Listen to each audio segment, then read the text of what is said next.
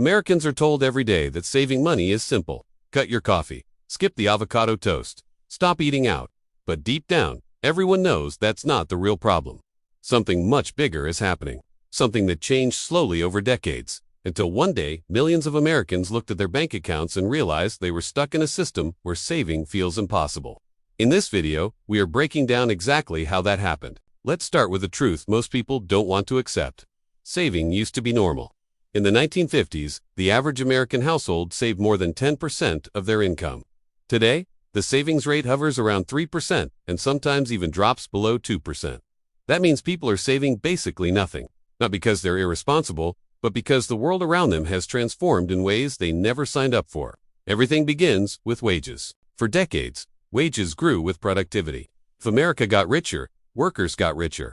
But something broke in the 1970s. Productivity kept rising, but wages stopped moving. The economy grew. Companies earned more. Workers produced more. But the paycheck began to freeze. And when wages don't grow while everything else keeps getting more expensive, saving becomes a fantasy. This single shift created the foundation for everything that came after. Now entered the second problem, the cost of living. The essentials that every person needs to survive: housing, healthcare, education, food, transportation, have all climbed far faster than wage growth. Let's talk housing first. In many cities, buying a home is nowhere near realistic. Home prices exploded because of limited supply, investors buying properties, and cheap borrowing that pushed demand sky high. Rent followed the same trend. Rent used to take about 20% of a worker's paycheck. Today, for many, it's 40% or more. If nearly half your income disappears into rent the moment you get paid, how are you supposed to save? Then comes healthcare. In the United States, medical bills are a financial threat. Premiums, deductibles, prescriptions, everything. Climbed. A minor emergency can wipe out a year of savings. A major emergency can destroy your finances completely. No matter how disciplined you are, no one can save money when the system punishes you for getting sick. But there's another cost silently crushing Americans: education. College tuition has risen more than 1,200% since the 1970s. Student loans became normal. A whole generation began their adult life already in the negative. Saving money while trying to escape debt is like trying to run up an escalator. That S going down twice as fast. And here's the twist that makes everything worse. While the essentials became expensive, America slowly shifted into a debt-driven economy. In the past, people saved up to buy something.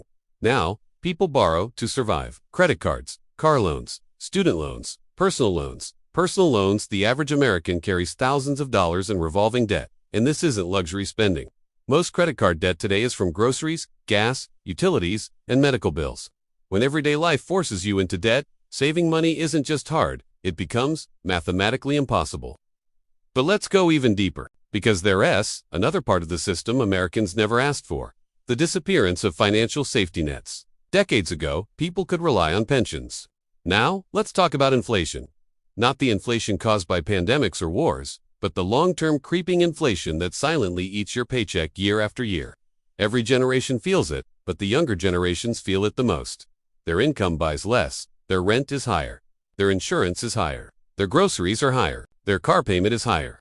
Even if they earn more than their parents did, they get less from it. The value of effort has been shrinking for decades. But here's the biggest twist of all, something people don't usually talk about. Americans today are not overspending. They're oversubscribed. Monthly bills take over their lives. Internet, streaming services, insurance, loan payments, subscriptions, hidden fees, phone bills, software plans, cable bills, digital services, cloud storage, banking fees. It feels small individually, but together they drain hundreds every month. This is a modern financial trap designed around convenience but built for extraction. People aren't wasting their money. Their money is being quietly siphoned away. We also need to look at jobs. A lot of jobs today don't offer stability. Contract work, gig work, unpredictable hours, no benefits, no retirement plans. People work more than ever, but earn less security. Saving money requires stability, and stability is the one thing modern workers don't have. Then there's lifestyle pressure. Not the kind created by social media influencers showing off luxury, but the pressure created by comparing yourself to your own parents. They bought a home at 25. You can't afford one at 35. They raised a family on one income. You need two incomes just to pay rent. They retired with a pension. You're hoping your investments don't crash. This isn't lifestyle inflation. This is survival inflation. Another truth: the American financial system is built on consumption. The entire economy relies on people buying things. So companies, banks, and even the government benefit when people spend, not when they save. Saving slows the system down. Spending keeps it running. This is why incentives, advertising, credit programs, and even financial products are structured around constant consumption. The system doesn't want you to save.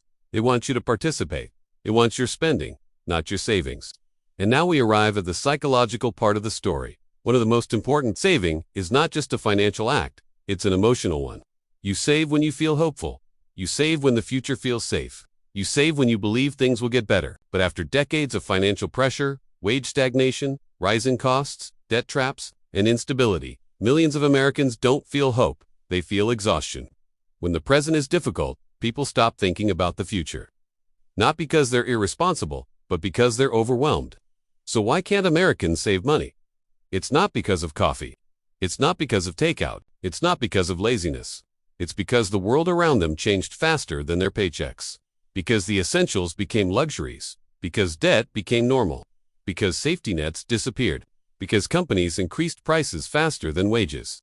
Because financial traps hide in every subscription, every loan, every bill. Because the system rewards spending, punishes saving, and blames individuals for the problems created by the economy itself. And if it feels like everything got more expensive at once, housing, food, gas, healthcare, education, that's because it did. The costs of staying alive in America climbed faster than the ability to pay for it. People didn't fail the system.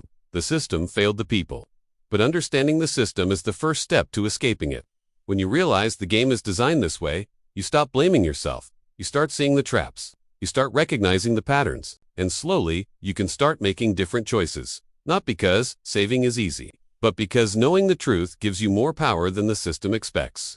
If you found this breakdown valuable, make sure to subscribe for more deep dives into money, economics, and the hidden forces shaping our everyday lives.